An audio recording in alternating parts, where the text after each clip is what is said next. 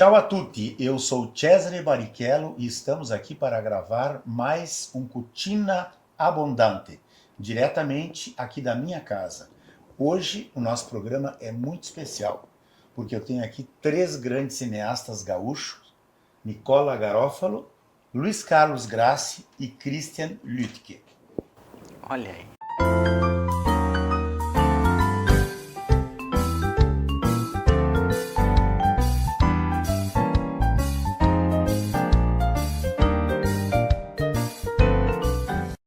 Eu convido então os meus convidados para um brinde com esse vinho maravilhoso aqui, desejando a vocês Saúde.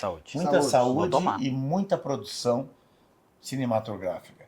Eu queria que cada um se apresentasse e falasse um pouquinho da sua trajetória, como é que começou a vida, se essa paixão vem da família, ou como é que foi, em que época surgiu isso. Eu acho que nós podemos começar pelo Nicola Garofalo. Pois não. Primeiramente, agradecer o convite, Cesare e Cuca, por estar aqui no teu programa Cucina Abondante, falando assim, a minha paixão por cinema, ela começou ainda, eu acho que no Grêmio Estudantil do Colégio Santa Maria, que tinha lá um cineclube. O cineclube Lobão, o nome do cineclube era Lobão.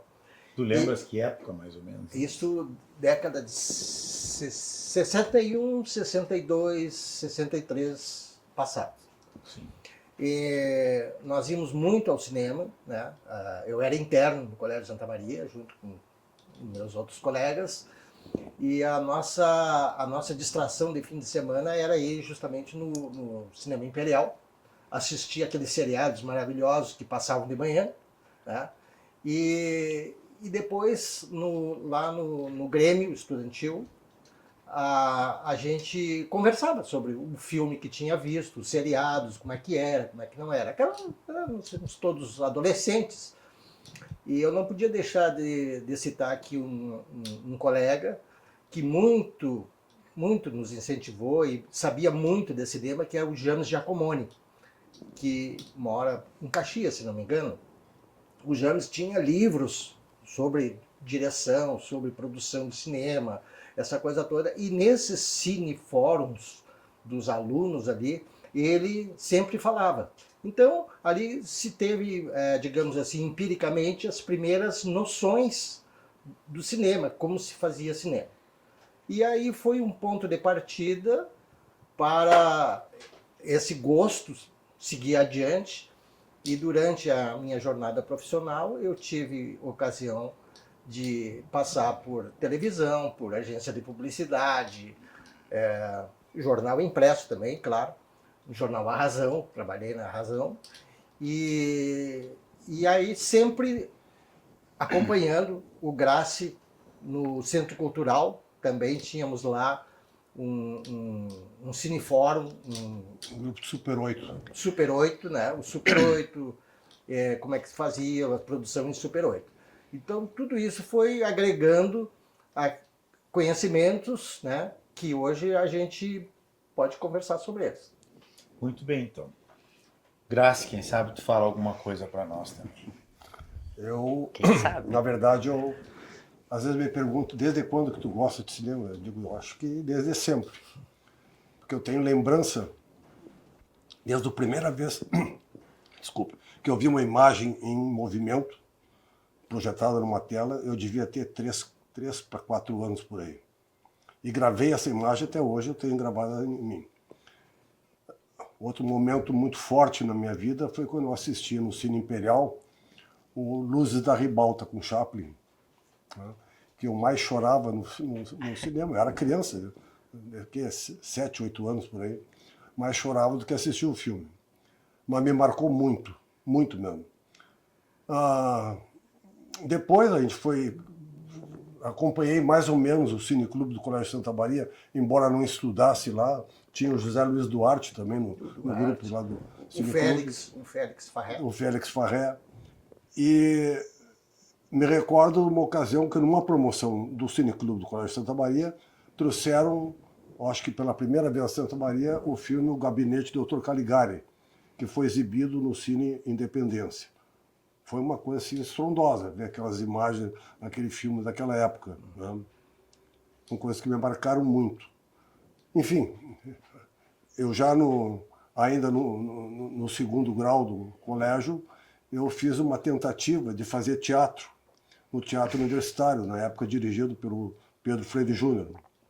Mas eu acho que eu não tinha talento suficiente naquele momento para entrar no grupo que ele estava montando. Eu me lembro que a peça que ele ia montar era Iclô, do Sartre, Entre Quatro Paredes. Depois a coisa foi evoluindo, eu sempre gostava de cinema, comecei a comprar livro de cinema para estudar cinema, e eu queria, antes de fazer a universidade, eu sempre pensava em fazer um curso de cinema, uma faculdade de cinema, mas não existia no Brasil. Não tinha nenhum curso de cinema no Brasil. Então fiz faculdade, fiz odontologia, mas sempre gostava de cinema. Comecei a trabalhar, logo em seguida que me formei, já comecei a lecionar na odontologia e me formei em 1969. E em 1970, eu, junto com o Clênio Fachin e o Reinaldo Pedroso, nós fizemos um filme chamado O Inimigo, que era um filme que antecedia uma peça de teatro que chamava-se Onde Não Houver Inimigo, Urge Criar Um. Acho, e tenho quase certeza, que foi a primeira vez no Brasil que houve essa mistura de cinema e teatro. Porque a peça era relativamente curta, durava uns 40 e poucos minutos só, e a gente fez um filmezinho de 18 minutos, mais ou menos, que contava o que tinha acontecido antes do que a peça mostrava. Então a peça era um interrogatório, um policial grotesco, na época da ditadura, era uma sátira à ditadura, e um pretenso agitador, que não era um hippie que circulava pela cidade. E aí tem esse interrogatório todo, e a gente fez então antes, como é que aconteceu a prisão desse hippie, fez uma comédia estilo pastelão, assim, embora não tivesse nenhum pastel torta na cara. Certo. Acho que esse filme, essa peça foi exibida pelo Rio Grande do Sul inteiro, teve mais de 200 apresentações. O filme é Super 8, uma bitolazinha desse tamanho, assim. Né? Sim. Ele foi se estragando. A cada exibição que tinha, ele desgastava um pouquinho.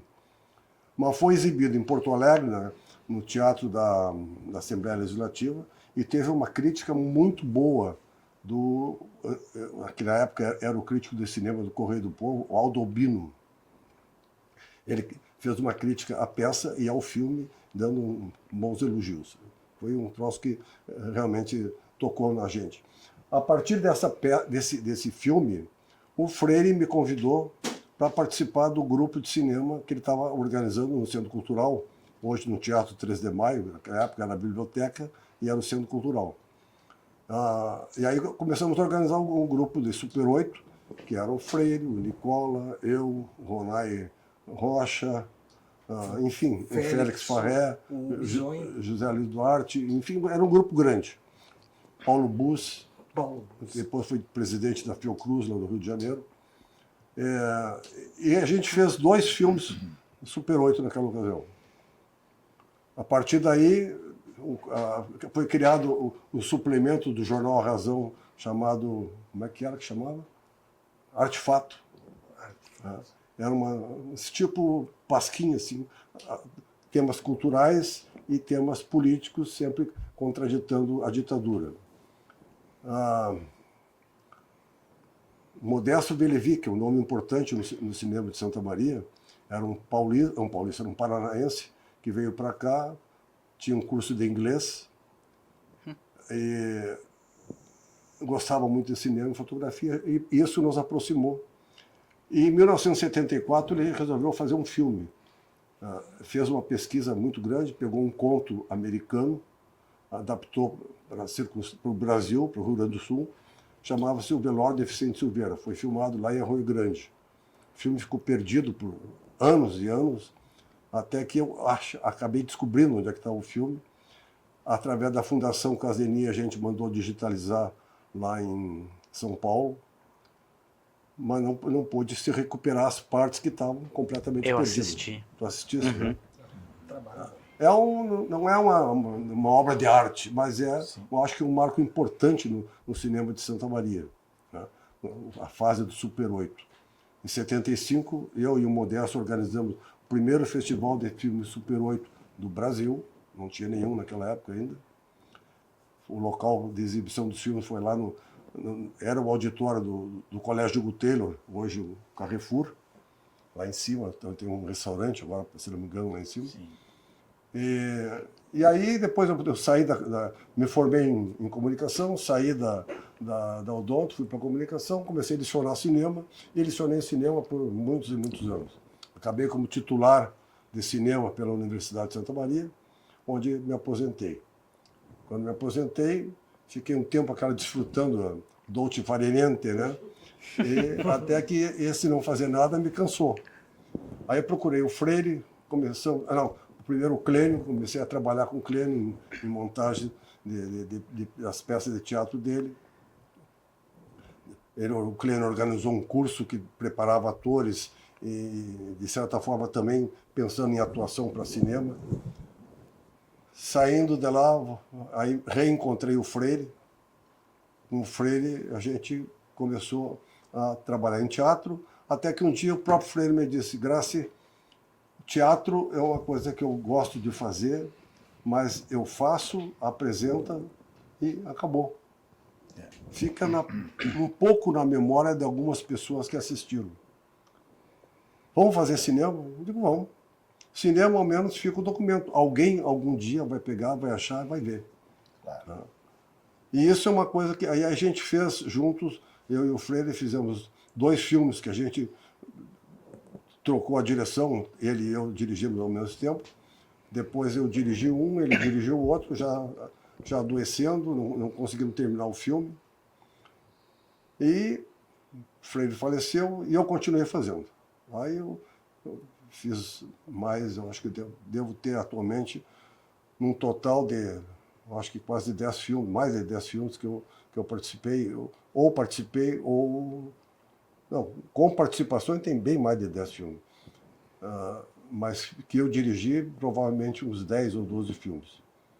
E agora, atualmente, eu também estou em fase de produção de um novo curta-metragem, que felizmente o festival foi adiado para o ano que vem. Vai dar tempo. Então talvez dê tempo da gente colocar no Santa Maria Vídeo Cinema também.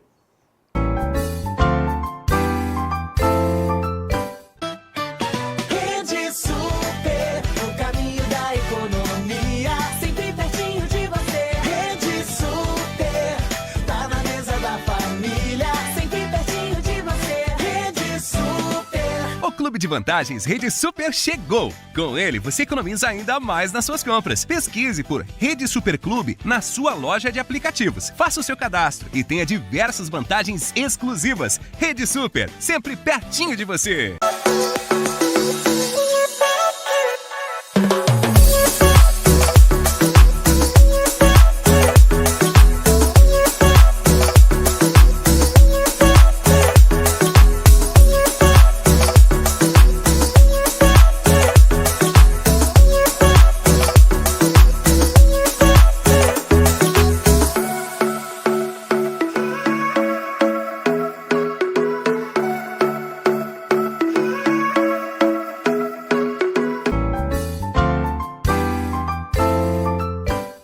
Muito bem. Tua vez então, Christian.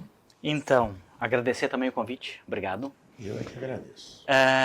Pois é, eu, na verdade, ao contrário dos meus colegas aqui, eu comecei no cinema vindo de outra área. Quando eu era novo, eu sempre fui aficionado por tecnologia. E, principalmente, eu sempre gostava daquela relação com computação gráfica, com animação, que é uma área que o cinema explora também, claro, mas não se usa essas narrativas, essas técnicas para outras áreas também. E foi por essas outras áreas que eu comecei. Eu comecei pela publicidade, na verdade. Quando eu comecei a trabalhar com animação, Eu lembro que naquela época, quando eu comecei, agora já faz muito tempo, a computação gráfica estava engatinhando, era um recurso um pouco difícil de a gente ter acesso. Naquela época, computadores no Brasil não eram exatamente uma coisa fácil de se ter, né? Tinha que importar e toda aquela função. E eu tive acesso a um computador quando eu tinha, eu devia ter ali uns 16, 17 anos de idade, e eu comecei a brincar com animação, porque eu sempre me empolguei, sempre curti esse negócio da animação. E fui trabalhando, fui me aprimorando nisso, evoluindo dentro daquilo que a tecnologia no momento possibilitava, e o acesso também. E aí comecei a ver, putz, aqui tem um potencial, de repente, de fazer algumas coisas para publicidade, porque era o que tinha em Santa Maria, né? Porque eu também sempre tive aquele viés de, eu queria rentabilizar isso, queria viver disso, né? Aí eu comecei a trabalhar produzindo vinhetas para peças publicitárias, né? Fazendo assinatura das lojas, dos comércios, das empresas. Depois isso foi evoluindo à medida que a gente foi incorporando, que a tecnologia foi incorporando manipulação de imagem também, porque quando eu comecei não se editava vídeo em computador. Era em videocassete, ilhas de edição com videocassetes que tu dava play num videocassete e gravava no outro. Era uma edição linear, era uma coisa que não tinha nada, não existia essa digitalização que tem hoje, né? E aí, à medida que essa digitalização foi vindo para o universo da produção audiovisual, e eu já trabalhava há muito tempo, há um bom tempo, não muito, há um bom tempo com animação, isso foi lá por 96, 97, os computadores começaram a também trabalhar com a imagem em movimento, também editar imagem, né? E aí eu comecei a investir nisso e fui montando a produtora. E aí o que acontece? Como todo mundo sabe, produção audiovisual, cinema, não se faz sozinho, né? Há pouco, antes da gente começar a gravação aqui, estava contando justamente como é que é complexo e como a gente precisa de gente para conseguir realizar qualquer tipo de obra audiovisual. E aí me passou pela cabeça de montar uma produtora e comecei a juntar gente, veio vindo gente para diferentes áreas, né? Aquilo que a gente na época precisava e funções que na época eram necessárias. E aí eu conheci o tal de Luiz Alberto Cassol, que sempre, ao contrário de mim, não veio da publicidade, ele sempre teve o viés autoral de cinema, e aí se juntou, né, essas duas figuras, eu e ele trazendo mais o viés do autoral, do cinema, e eu mais publicitário e da computação gráfica, da animação. Nesse meio, dali em diante, praticamente se incorporou na cultura da Affinity, da produtora, que hoje ainda existe, a experiência, a possibilidade de volta e meia produzir peças autorais, porque a gente também, ao longo do tempo, foi descobrindo que o cinema, o autoral, é um lugar de realização das pessoas que trabalham para o cinema, para realizar também. A publicidade, a gente sempre fala, né? A gente tem um cliente, um dono, né? Alguém que nos orienta e diz o que quer. O autoral, essa figura não existe um dono exatamente. Tem um diretor, claro que sim, mas é que tá todo mundo ali imbuído de contar uma história, né? Um processo coletivo. É um processo coletivo, todo mundo interfere, e se todo mundo tá ali é porque aquele grupo se formou, porque se quis formar aquele grupo, né? Para produzir uma determinada obra audiovisual. Então é um momento mais livre, mais leve, mais de realização pessoal também para todo mundo que está envolvido. E aí, desde então, volta e meia, me vejo nesse universo do cinema.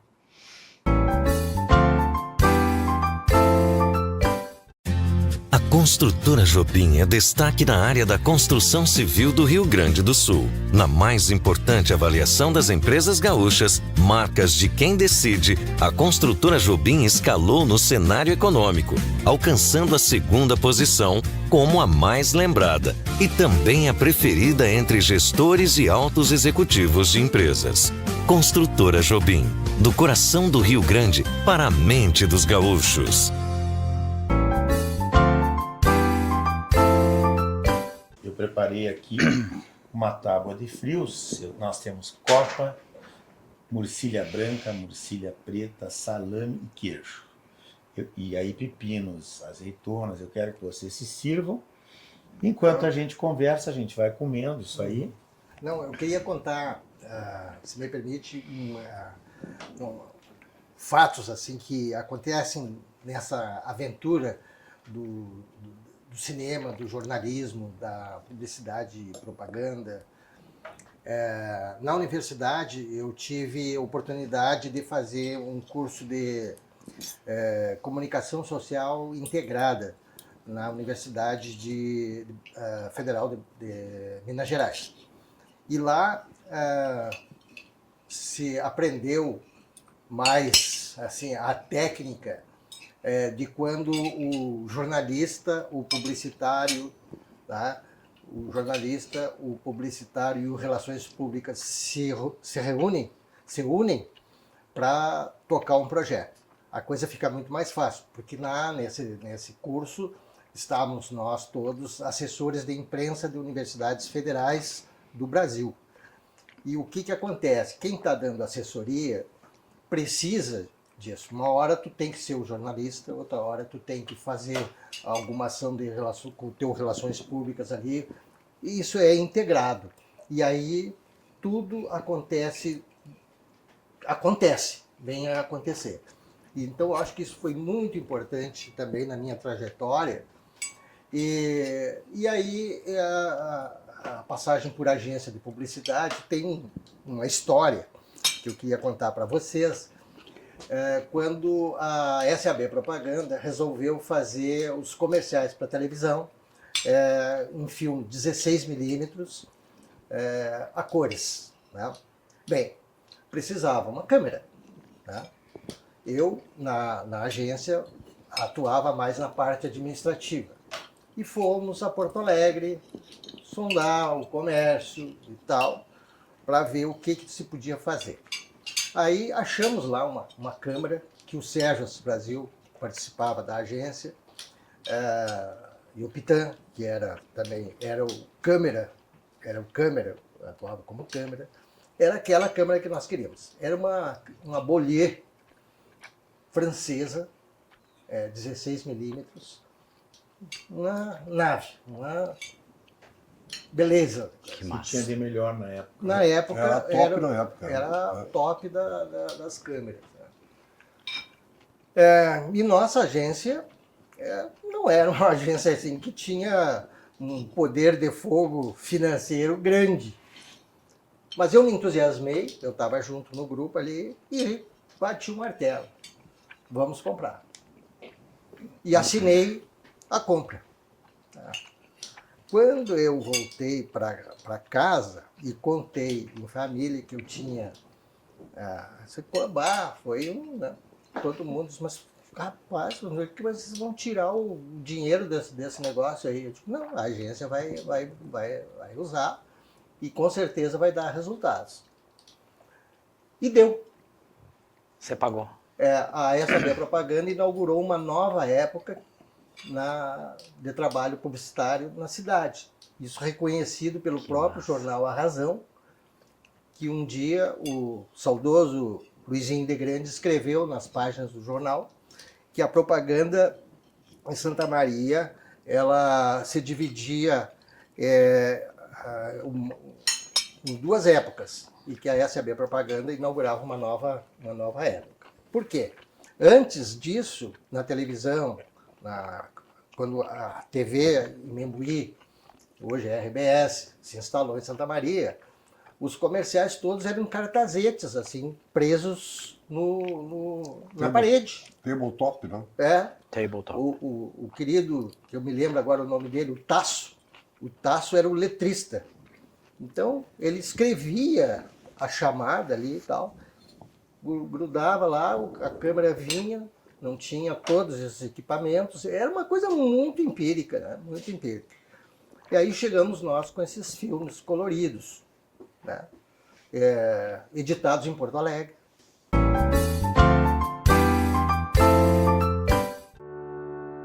Nascemos aqui, crescemos aqui, vivemos aqui.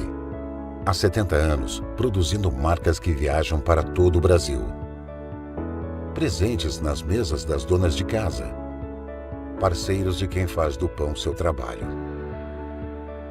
Uma empresa que tem orgulho de levar Santa Maria até no nome.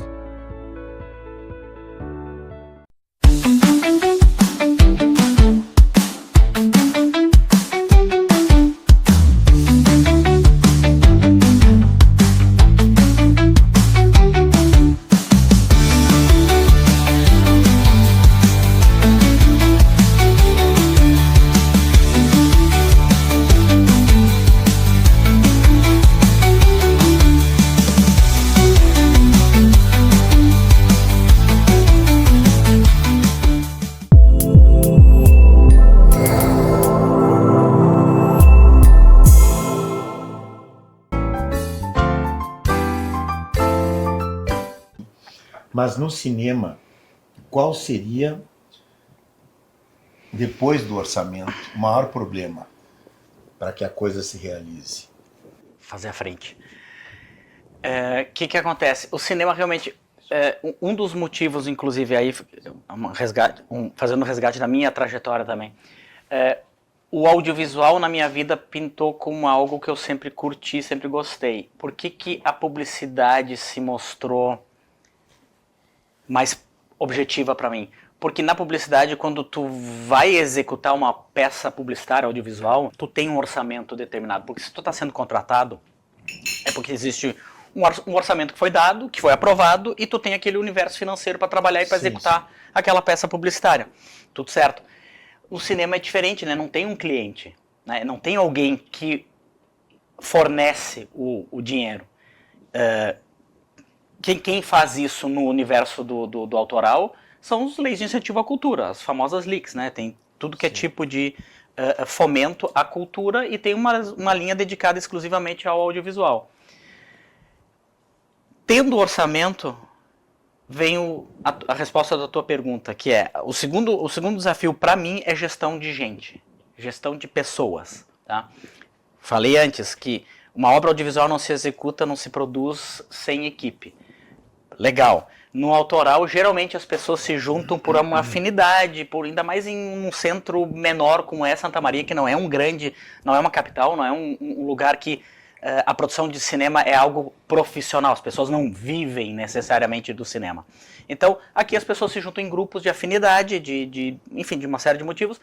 Então, essas pessoas já têm alguma relação e se curtem, se gostam e conseguem trabalhar em conjunto. Mas ainda assim, o grande desafio é tu fatiar as tarefas envolvidas numa produção de um filme com aquela galera que se juntou e gerenciar tudo isso dentro do quê? Do prazo que foi determinado, do orçamento que a gente, afinal, conseguiu por alguma lei de incentivo,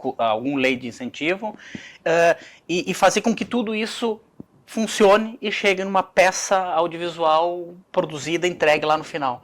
Porque, claro, apesar de não ter um dono, né, não ter um contratante, a gente tem que prestar contas no sentido de que se pegamos dinheiro público, temos que entregar uma obra que nós prometemos que iríamos produzir, né?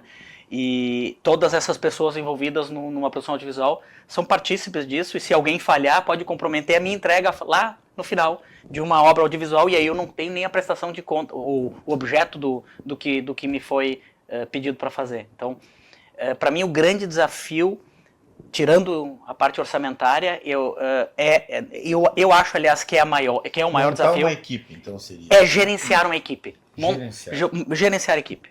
Eu concordo. Gerenciar pessoas não é fácil. É difícil. É muito difícil. É uma arte, né? Você tem um grupo, isso em qualquer meio de comunicação, seja no jornal impresso, seja na rádio, seja na televisão. Você ter ali, eu passei por cargos de chefia e sei muito bem como é que é essa lida, né? Essa lida que tu é cara a cara com o grupo que está trabalhando ali, e tu tem que compreender as pessoas, porque o ser humano ele reage de várias formas. Então, tudo tem um momento para te falar, tudo tem um momento para te dizer o que tem que fazer. Jeito de falar. Não pode atropelar, né? Tu falaste na parte orçamentária. Eu sempre tive uma indagação assim, ó, por que é difícil financiamento para os projetos audiovisuais, né? Difícil. A gente tem aí as leis que destinam verbas para isso, mas são verbas pequenas, é uma burocracia muito grande, o dinheiro grosso é distribuído em outras partes do país, né?